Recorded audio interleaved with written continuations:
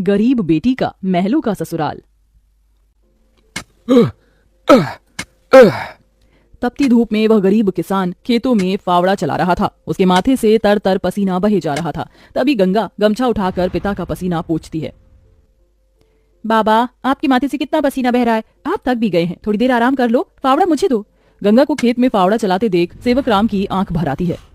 मेरी गरीब बेटी के जिन हाथों में मेहंदी लगनी थी, उन्हीं नाजुक हाथों से मेरी गंगा सख्त फावड़ा चला रही है। तू एक गरीब की बेटी को ही ऐसा भाग्य देकर क्यों भेजता है भगवान? एक गरीब के जीवन की सबसे बड़ी दुविधा बेटी को ब्याहना होता है। ये कहानी है ऐसे ही किसान सेवक राम की, जो बड़ा गरीब है। उसकी दो बेटी गंगा और अंजू हैं। यूं तो सेवक राम ने गंगा के लिए कई रिश्ते ढूंढे, मगर भला एक गरीब की बेटी का हाथ कौन थामना चाहता है। किसी तरह से उनका जीवन कट रहा था। सेवक राम, उसकी बूढ़ी पत्नी जानकी और दोनों बेटी सारा दिन तपती धूप में खेत में काम करते रहे। शाम को खेत का मालिक ब्रिज वहां आया। अरे ओ सेवक राम, सारा खेत जोत दिया? जी ब्रिज बाबू, खेत भी जोत दिया और बीज भी बो दिया। ये ले तेरे परिवार की आज की दिहाड़ी 250 रुपए। ये क्या मालिक, आप पैसे तो कम दे रहे हैं। पहले मेरी अकेले की दिहाड़ी आप मुझे 200 रुपए देते थे, फिर घटाकर 100 रुपए कर दिया और फिर सीधे 70 रुपए कर दिया, और उसमें भी पूरे पैसे नहीं दे रहे हैं। मैं, मेरी दोनों बेटी और पत्नी को मिलाकर हम कुल 4 जन आज खेत में दिन भर जड़ मर कर खटे हैं। अरे 30 रुपए ही तो कम है, उसमें क्या तू खरीद लेगा? है एक एक रुपया भी मेहनत से कमाना पड़ता है मालिक। फिर ब्रिज बाकी के 30 रुपए भी सेवक राम को दे देता है, जिसके बाद वह अपनी मढ़ई में आ जाते हैं और गंगा सबको खाना बनाकर खिलाती है और एक फटे गुदरी पर पूरा परिवार जमीन पर लेट जाता है। मगर एक पिता होते हुए सेवक राम चिंता में सो भी नहीं पाता। वह रात भर आंसुओं से बिछौना भिगोता है।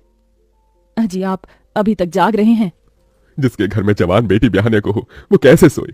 जाने मेरी गरीब बेटी के भाग्य में क्या लिखा है। भगवान ने सभी के घर आंगन में भाग्य जाग रहे हैं, मगर मेरी मढ़ई के आंगन में मंडप कब बनेगा? अजी, तुम चिंता मत करो, भगवान ने कहीं न कहीं जोड़ी बनाई होगी। सेवक राम का यही दुख कम ना था। अभी तो और भी कठिनाई आने को थी। अगले दिन जब चारों खेत में पहुंचे कि तभी। क्यों रे सेवक, कल तू 30 रुपए के लिए पाठ पढ़ा रहा था, अब क्या करेगा? क्योंकि ये सारी की सारी जमीन तो पृथ्वीराज जी ने खरीद ली। तभी अंजू ने गंगा से कहा, दीदी, अब हम क्या खाएंगे? खेत बोकर ही तो थोड़े बहुत पैसे मिलते थे। सेवक राम अपने परिवार को लेकर लौट आया। वह दिन रात चिंता में गलने लगा। ऐसे घर कैसे चलेगा प्रभु? कैसे होगी गंगा की शादी?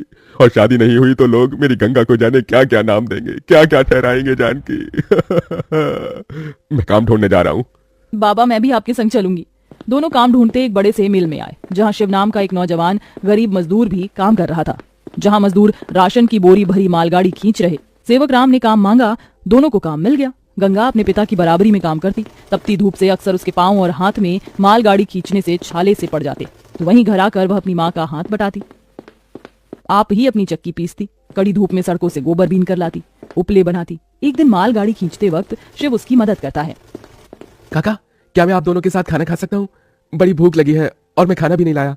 हाँ बेटा, आओ ना।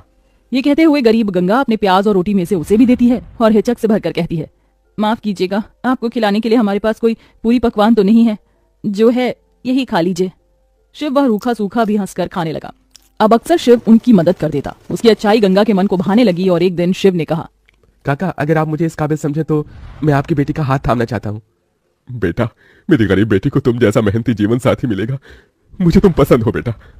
गरीब सेवक राम की दिली इच्छा तो थी कि गंगा को बड़ा और अच्छा घर द्वार मिले, मगर उसके मन में शिव को लेकर भी एक संतोष था। मगर सेवक राम ने जो कभी सोचा भी नहीं था, अगले दिन वो हुआ। कई बड़ी गाड़ियां लाइन से उसके चौखट पर आईं और शगुन से भरी थालियों के साथ शिव अपने परिवार के संग उनके घर आया। उनके महंगे कपड़े लत्ते देख एकदम महलों में रहने वालों से थे। शिव के संग उसके माता पिता पृथ्वीराज, वसुंधरा और बहन योगिता थी। अंजू ने उन्हें देख तपाक से बोला, अरे बाप रे, ये तो राजा महाराजा से लगते हैं। अजी, आपने तो कहा था शिव गरीब घर का लड़का है। शिव बेटा, ये सब क्या है? यही मेरी सच्चाई है काका। माफ कीजिएगा, मैं मजदूर या गरीब नहीं था, बल्कि महलों का बेटा हूँ। मगर मुझे एक ऐसा जीवन साथी की खोज थी जो मेरा धन दौलत देखकर मुझे ना अपनाए। इसलिए मैं उसे ही ढूंढने के लिए ये जीवन जी रहा था। जिसने मुझे मेरी गरीबी के संग स्वीकारा वो गंगा थी, इसलिए मेरे महलों की दुल्हन गंगा होगी। गंगा बनोगी मेरे महलों की बहू और मेरे बेटे की दुल्हन?